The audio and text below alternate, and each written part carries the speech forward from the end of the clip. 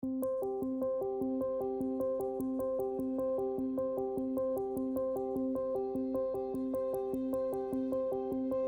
was standing up holding on the train, but I was in a lot of shock. I didn't know what was going to happen next. I saw smoke, and I just got really nervous. We were on the train, and then there was this sudden jerk forward, a jerk back. Everyone started falling on top of each other, and then there was just basically silence.